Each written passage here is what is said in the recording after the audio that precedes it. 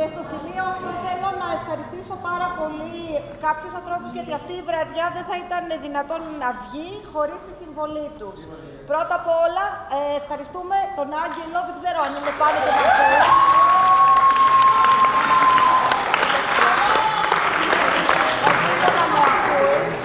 Ευχαριστώ τη Μαρία την Κοτσίνη για την οργάνωση πολλών πραγμάτων.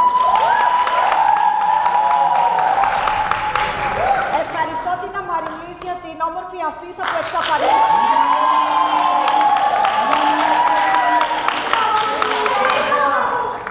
Ευχαριστούμε τη Ζωή για την ταξιθεσία, την οργάνωση του θεάτρου. Και αν έχω ξεχάσει κάποιον, θα τον ευχαριστήσω στο επόμενο διάλειμμα. Τώρα θα πάμε να δούμε τη σκηνοθεσία της Δανάης με βοηθό σκηνοθέτη την Ιφηγένεια. Σε μια άλλη... Τι? Είναι η σκηνοθεσία της Δανάης, είπα, Καλά, δεν το είπα. Ναι, η σκηνοθεσία είναι της Δανάης και βοηθός είναι η Ιφηγένεια. Οπότε θα δούμε τη δική της δουλειά και μετά τα ξαναλέμε και πάλι.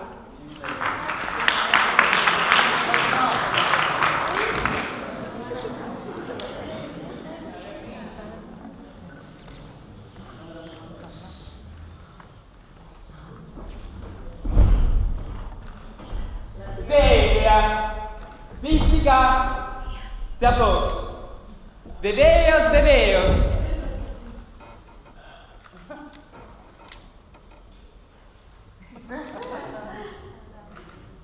Βασικά, καλησπέρα σας! Καλησπέρα!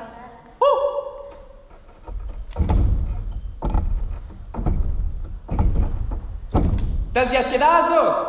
Βρέθηκα εδώ σήμερα για να σας μιλήσω για την ιστορία του Λεόντιου και της Λένας. Πόσο ταιριάζουν τα ονόματά τους. Κι εγώ, αν είχα κοπέλα, θα ήθελα να τη λένε Βαλεριάνα. Στα δικά μας όμως. Λεόντιος. Αυτός είναι ακριβώς το αντίθετό μου. Πεσημιστής ψευδοφιλόσοφος. Μπούρδες!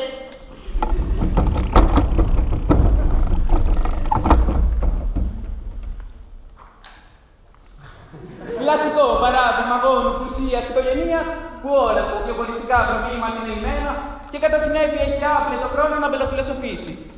Ιδεαλιστής, πώς το λένε, μαλάκας. Οι πιο ενοχλητικοί άνθρωποι είναι αυτοί που διαθέτουν πνεύμα. Μα τι λέμε τώρα. Ο άνθρωπος προσπάθησε να δει την κορυφή του κεφαλιού του. Είναι στη φύση του ανθρώπου να σκέφτεται λογικά και να ενεργεί παράλογα. Αφού συνεννοηθήκαμε, ας μιλήσουμε για κάτι άλλο. Εν τω μεταξύ, εγώ θα καθίσω εδώ στο ξύλο και θα προσποιηθώ πως είναι πρασινάδα. Αχ, κύριε, τι αίσθημα μου εμπνέει η φύση. Το χορτάρι είναι τόσο πλούσιο που θα ευχόμουν να ήμουν βόδι για να το καταβροχθήσω. Και μετά πάλι άνθρωπος για να καταβροχθήσω το βόδι που καταβρόχθησε τόσο ωραίο χορτάρι. Παλεύω, βλέπετε, με τα ιδανικά. Άδικη ζωή. Να μην μπορείς να πηδήξεις από τον καμπαναριό της εκκλησίας χωρίς να σπάσεις το λαιμό σου. Να μην μπορείς να φας 4 κιλά κεράσια χωρίς να σε πιάσει η κοιλιά σου. Αλλά που είχα μείνει. Λένα. Φανταστείτε ένα όμορφο ψάρι κλεισμένο σε μία γυάλα. Όχι ότι μοιάζει με ψάρι, αν και για την παραμάνα της θα έλεγα ότι μοιάζει με ροφός, Μία οπτανσία που λαχταράει να ζήσει και είναι κλεισμένη σε 4 τοίχους. Άλλο πλουσιόπεδο από εκεί. Κύλησε ο Τέντζερης και βρήκε το καπάκι. Quanto lino viste insieme ho detto grande. Και τώρα ήρθε η ώρα για λίγη ποίηση. Μελοποιημένη. Όμως εκεί μη βλέπετε βαριότανε στο κάστρο. Βαριότανε στο κάστρο. Την τύχη ακολούθησε, μήπως και έχει άστρο. Μήπως και έχει άστρο. Αρκετά τώρα. Έχετε ακούσει αυτό που λένε, πως το να διαφύγεις από τη μοίρα είναι μάταιο. Έτσι ακριβώς συνέβη και στην περίπτωση αυτή. Στα γεγονότα που θα αφήσω εδώ μπροστά σας να εξελιχθούν.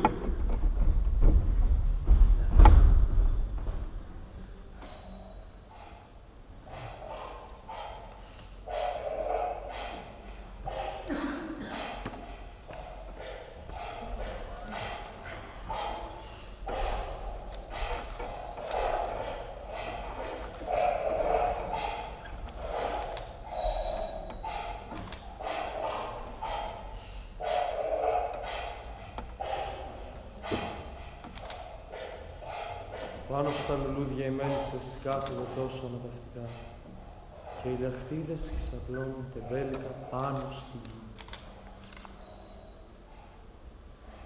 Τι τρομερή νοθρότης! Η νοθρότης είναι η αρχή κάθε κακού.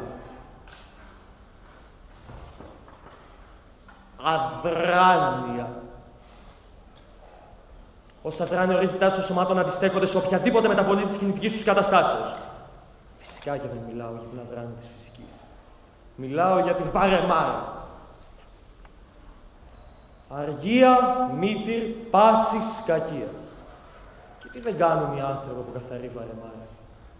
Ερωτεύονται από βαρεμάρα, παντρεύονται από βαρεμάρα και το πιο αστείο είναι πως όλα αυτά τα κάνουν με τη μεγαλύτερη σοβαρότητα, χωρίς να αντιλαμβάνονται καν το γιατί. Χτίζουν σπίτια, βαριούνται. Χτίζουν πόλεις, βαριούνται. Και καταλήγουν να χτίζουν αποικίες. Αλλά και πάλι βαριούνται. Τι νομίζετε πως κάνουν όλοι αυτοί οι Άγιοι υπεραλιστές? Ένα μάτσο ακαμάτιδες! Να είμαι εγώ ο ένας που το κατάλαβα αυτό. Η πλήξη δεν είναι η ασθένεια του να βαριέσαι γιατί δεν έχεις τι να κάνεις, αλλά η μεγαλύτερη αρρώστια του να πιστεύεις πως δεν υπάρχει τίποτα που να αξίζει τον κόπο. Épασχα από ανία επειδή αγαπούσα τη Ροζέτα. Όπως και να έχει πάντα στη ζυγαριά. Αγαπούσα τόσο εκείνη, όσο και την Ανία. Αυτά τα δύο είναι το ίδιο πράγμα.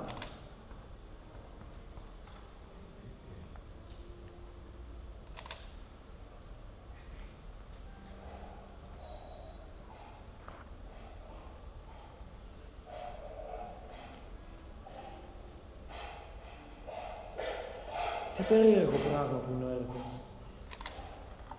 Μένεις ξαπλωμένος έναν ολόκληρο χρόνο στο κρεβάτι σε κατάσταση πνηλίας. Και ξαφνικά ένα όμορφο πρωί ξυπνάς και συλλογίζεσαι. Άρα για πόσες γυναίκες χρειαζόμαστε στη ζωή για να μας ψάλουν το τραγούδι του έρωτα? Κατηγορώ την ομίχλη, γιατί κάθεται πάνω στη γη και από το άχρωμο γκρι μεταβάλλει τις απλές αχτίνες του ιδίου σε ουράνιο τόξο. Ο έρωτας είναι ένα ουράνιο τόξο που κυνηγά στην άκρη του για να βρεις ένα τσουβάλι με χρυσό. Μα μέχρι να φτάσεις εκεί, το ουράνιο τόξο έχει φύγει, γιατί ο ήλιος έχει δύσει και το έχει πάρει μαζί του. Νιώθω πως βρίσκομαι κάτω από μια αεραντλία κάθε φορά που ερωτεύομαι. Νιώθεις πως ο αέρας είναι τόσο δυνατός, πως θα σε σηκώσει ολόκληρο, μα ο αέρας με φυσά εμένα είναι λιγοστός και αδύναμος. Παγώνω.